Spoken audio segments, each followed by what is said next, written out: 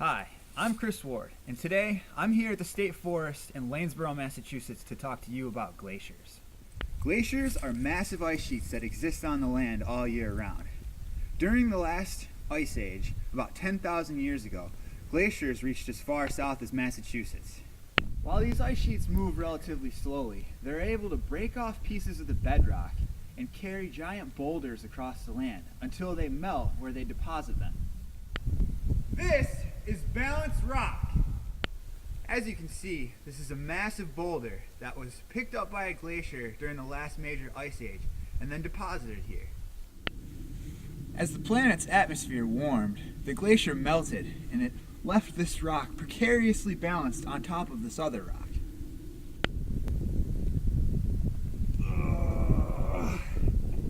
As you can see, this rock isn't going anywhere.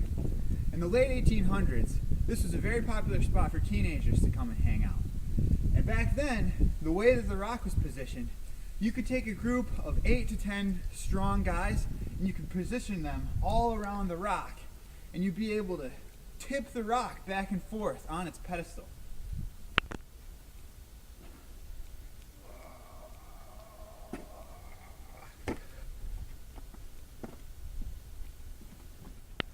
The farmer that owns this land got tired of everybody trespassing on it, so he decided that he was going to knock the rock off of its pedestal once and for all. What he did was he hooked his 2 strongest oxen to this rock, and then he tried to have them pull the rock off of the other boulder. It didn't work though. What ended up happening was this rock just rotated down. And as you can see, it's still balanced, but it ground down onto the other boulder, and now it's solid. It doesn't move at all. Alright, I hope everybody's doing well today. What we're going to be looking at in this section is a brief history of basically the 3 main founders of glacial research. So the first one we have here is Ignaz van Ness. Van Ness was Swiss-born, and like the 2 other glacial scientists we'll look at, focused his study in the Swiss Alps. Van Ness also became known for kind of hypothesizing that these glaciers, as they're receding, they're not taking back all this material with them.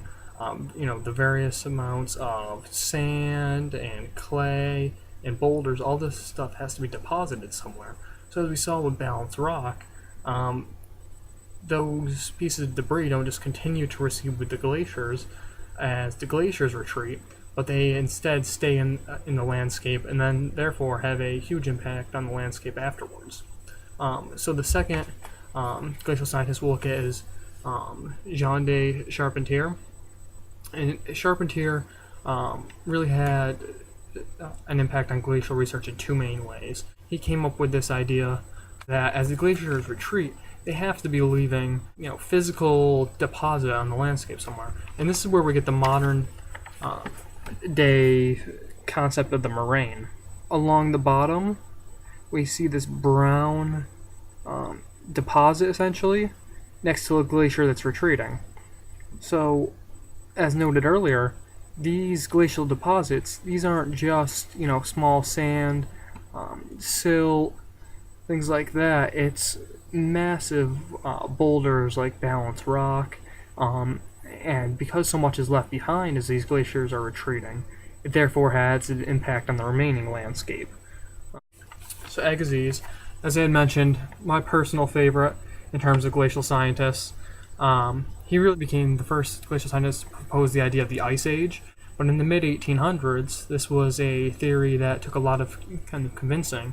Once he was able to do this and convince that not only did an Ice Age exist, but likely happened multiple times throughout the history of the world, he began to go more in depth about, the geography and also the impact it had on plant and animal life.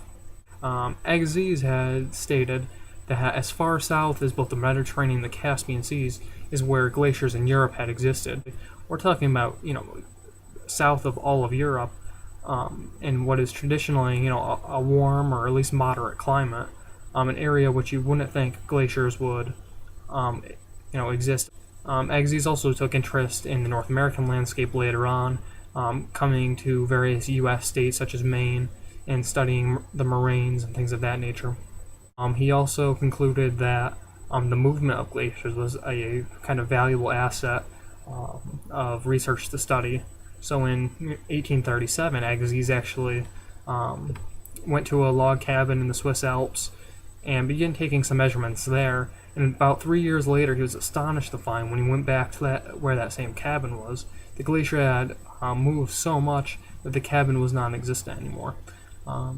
This just goes to kind of exemplify how Agassiz was kind of a Renaissance man of his time, so to speak, and that he was able to contribute a lot to the study of glaciers as a result of looking at various aspects of them. Hi, I'm Sean. I'm going to be talking a little bit about tourism of glaciation. Tourism when it comes to glaciation is huge. Glaciers themselves are huge and can be amazing to see, and even more to see in person.